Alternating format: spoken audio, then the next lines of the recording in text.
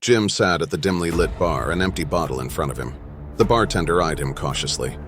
"You've had enough, Jim. Time to go home." "I'll pay tomorrow, just one more for the road," Jim slurred, his voice tinged with desperation. "Can't do it. You're already in the hole with me." The bartender replied, his tone finale. With a grunt, Jim was escorted out of the bar, stumbling into the deserted parking lot. The door slammed behind him. He cursed the bartender, cursed the bar, cursed the whole damn world. Flat broke, out of carpentry gigs, his reputation ruined. He couldn't even afford the anesthesia of alcohol anymore. He collapsed onto the asphalt, his vision blurry. That's when he saw it. A dark figure shifting between parked cars, where the light from the lampposts barely reached. At first, he thought his eyes were playing tricks on him, but the figure materialized into a man, a well-dressed man.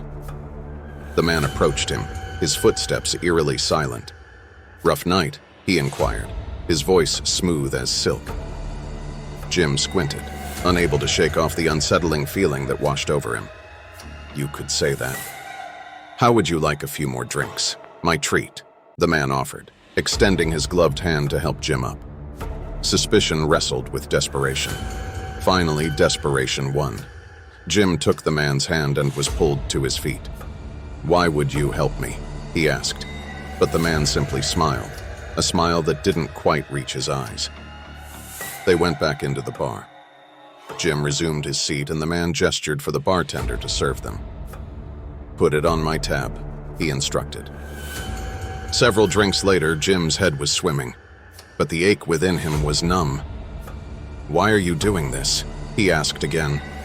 The well-dressed man looked at him, his eyes piercing. "Let's just say I invest in lost souls." A chill ran down Jim's spine. The phrase sounded poetic but carried an undertone he couldn't quite place, as if weighed down by years of hidden meaning. Finally, the bar closed for the night. As they stepped into the parking lot, the well-dressed man turned to Jim.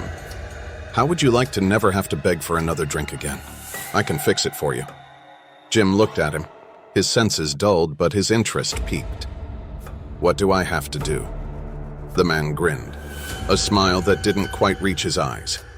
He leaned in, whispering instructions into Jim's ear, then vanished somewhere between the shadows, as if swallowed by the night itself. Staggering but resolute, Jim began scouring the neighborhood for a black cat. He remembered old Betty, his reclusive neighbor, kept a few. His heart pounded as he spotted the feline, black as midnight and without blemish, as the Bible would say, sitting near Betty's porch. As he reached to snatch it, the cat hissed and swiped at him with claws bared. Ignoring the sting on his hand, he tightened his grip and snapped the animal's neck with grim final.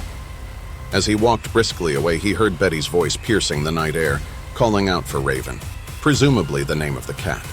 Back in his cluttered kitchen, dirty dishes, stained countertops, an unending mess. Since his family left, he'd let everything go. They couldn't bear his downward spiral, triggered 5 years ago when their newborn son was stolen from the hospital. His wife moved on, but Jim couldn't. Clear days filled him with misery. Drinking became his only solace. Jim filled a pot with water and set it to boil on the stove. Raven went in head first, waiting for the fur to separate from the flesh. The stench was unbearable, a foul mixture of wet fur and something far worse. Following the whispered instructions, he took out the chewy organs. The liver, the heart, the kidneys. They tasted vile, undercooked, slightly bloody. He swallowed quickly, trying not to taste, trying not to gag. Inside, a strange calm enveloped him, different from the alcohol-induced numbness he was used to. His house seemed to breathe, as if acknowledging a dark covenant now sealed. He lay in bed for the first time in years, not craving a drink. The next day, a glimmer of hope appeared. Jim landed a job fixing a leaky roof. When he was paid in crisp bills, it felt like a windfall. He immediately headed to his regular bar, eager to wash away the sobriety of the day. Jim noticed something peculiar as he drank. The alcohol hit him faster, as if he were a lightweight. The money he'd earned dwindled quickly, every bill exchanged for a glass that seemed to empty too fast. Running out of cash but not out of desire, he felt emboldened. He ordered another drink, fully aware he couldn't afford it. "Put it on my friend's tab," he said, nodding vaguely toward the darkness outside, as if the well-dressed man might materialize at any moment. The bartender glared, unamused and unconvinced. He seized Jim by the collar and thrust him out into the cold night. "Don't come back," he hissed. Feeling foolish and betrayed, Jim returned to his empty house. A house teetering on the brink of foreclosure since his family left him. His bed felt colder that night, but he was too drunk to care. A pounding on the door jolted him awake the next morning. It was the sheriff, papers in hand. "Property's been seized by the bank," he said, escorting Jim outside. Suddenly homeless, Jim felt the walls close in on him, until an old client recognized him on the street. "Need your expertise," the man said. "My fence needs fixing. Dogs keep escaping." Jim worked diligently, hands finding familiar comfort in wood and nails. When it was done, the man paid him, even throwing in some extra cash out of pity. With newfound wealth, Jim found another bar, one he'd never been kicked out of. He drank, more than he ever had, enough to lose consciousness right on the bar stool. The next morning, Jim awoke to a hangover of unparalleled severity.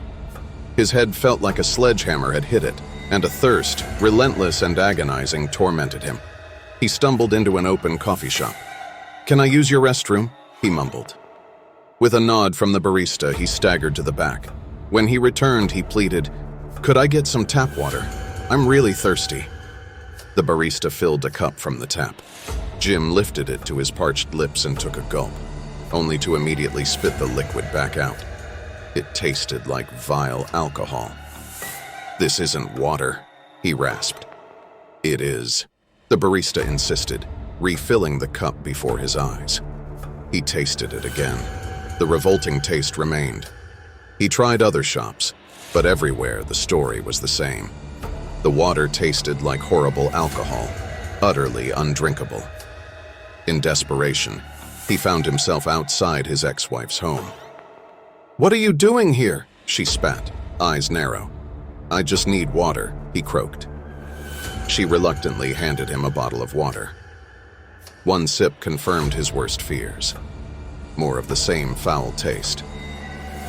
Unbearable thirst ate at him as he wandered aimlessly, the sun a relentless blaze in an Arizona sky.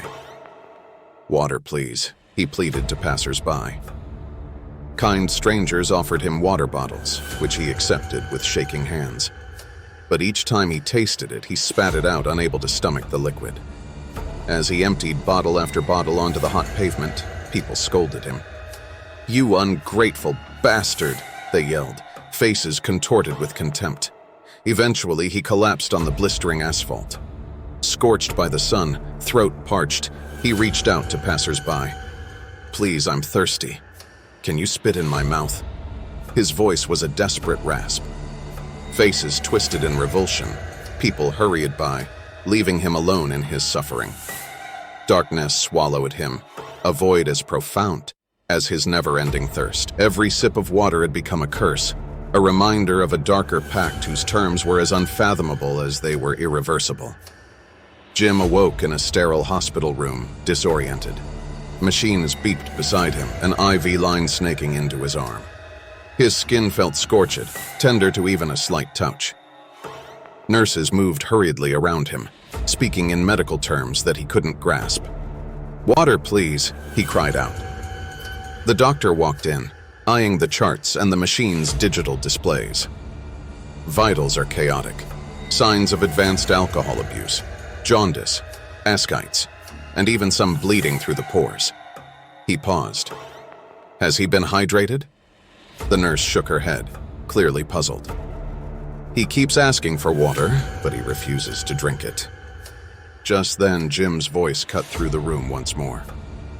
"Water, please."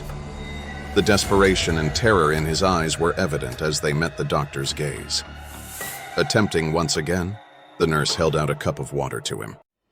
Jim shrank back, pushing it away as if it were poison. Another nurse moved toward him with an IV bag. Jim frantically tried to rip out his IV lines, convinced they were administering the very substance that haunted him. "Restrain him," ordered the doctor. Nurses quickly secured Jim's flailing limbs, doing their best to administer treatment. Despite additional tests and medical interventions, his condition rapidly deteriorated. Over the next hours, Jim's vitals continued their erratic dance. Nurses monitored him closely, but the telltale signs of his long-term alcohol abuse grew worse, his skin yellowing further, his abdomen swelling as if filled with liquid, even his pores oozing small drops of blood. Jim had his endless supply of alcohol, but in the most twisted form imaginable. Eventually, Jim slipped into a coma. His body started to convulse, each spasm more violent than the last. Doctors and nurses moved frantically. Machines screeched their alarms. But it was as if Jim was spiraling down a tunnel where medicine could not follow. Finally, in a quiet moment that seemed to betray the urgency of the hours before, his breathing shallowed into almost imperceptible wisps. With a last, agonizing breath, Jim passed away. He died there on the sterile bed, surrounded by the vestiges of medical science, yet beyond its reach.